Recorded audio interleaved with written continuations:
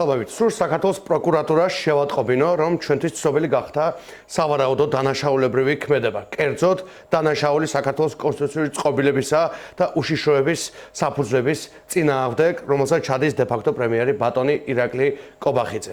კობახიძე მორიგ ჯერზე მისცა ჩვენება საკუთარი სახელმწიფოს და ერის წინააღმდეგ. სწორედ ეს არის ნამდვილი საბოტაჟის ანატომია. რა თქმა უნდა, არ დააყოვნა ცხინვალის საოკუპაციო რეჟიმის პასუხმა, რომელსაც უკვე მინიმუმ მე-6-ად აციტირა კობახიძის ესადუის განცხადება საქართველოს სახელმწიფოს წინააღმდეგ.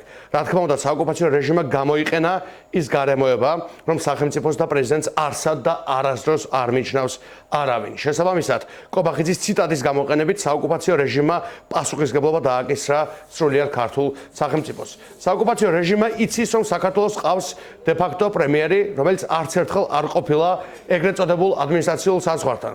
სამაგიეროდ მრავალჯერ მიუღია ქება კრემლის სპიკერებისგან. საოკუპაციო რეჟიმმა იცის, რომ საქართველოს ყავს დე-ფაქტო პრემიერი, ვის ადმინისტრაციასაც არაფერი არ გაუკეთებია ერგნეთის, დიცის, დვანის თუ ატოცის გასაძლიერებლად, იძულებით გადადგებულ პირთა გასაძლიერებლად და ქართველი ხალხისთვის იმის სათქმელად, რომ მას ადარდებს საქართველოს ტერიტორიების ოკუპაციის საკითხი. სრულიად საქართველოს იცის, რომ საქართველოს ყავს დე-ფაქტო პრემიერი, რომელიც არაბული ბინების მაკლერობითაა დაკავებული, მაშინ როცა სომხეთი უკვე შედის ხელოვნური ინტელექტის გლობალურ რბოლაში, NVIDIA-ს ტექნოლოგიებით, მილიარდობით დოლარის საინვესტიციო პერსპექტივით და ახალი თაობის ინფრასტრუქტურის შექმნით იმ ინდუსტრიაში, რომელიც მომდევნო აწლეულების ეკონომიკას განსაზღვრავს. სანამ აზერბაიჯანი და სომხეთი იღებენ კოლოსალურ მხარდაჭერას ამერიკის შეერთებული შტატებისგან, იგივე აშშ ასანქცირებს ირანულ კომპანიებს კობახიძის საქართველოში, ხოლო კობახიძე ღიად ღალატობს საკუთარ ერს და სახელმწიფოს.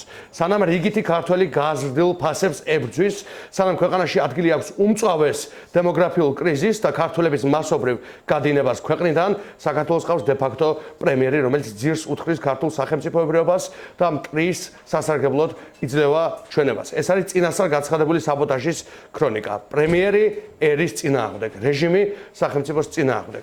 შესაბამისად, ეს არის ის მთავარი მიზანი და ამოცანაც უნდა გააჩნდეს ქართულ ხალხს. ამ რეჟიმის გასტუმრება მშვიდობიანი დემოკრატიული გზებით და პროქართული ეროვნული ხელისუფლების არჩევა, რომელიც დაიცავს ქართველი ხალხის ეროვნულ სუვერენულ უფლებებს და რომელიც ღიად დააფიქსირებს, რომ რუსეთი არის ოკუპანტი, რომ ჩვენს ქვეყანას სჭირდება დახმარება, ჩვენ გვჭირდება გაძლიერება და რომ საქართველო იმსახურებს საკუთარ კუთვნილ ადგილს ევროატლანტიკურ ოჯახში. მადლობა.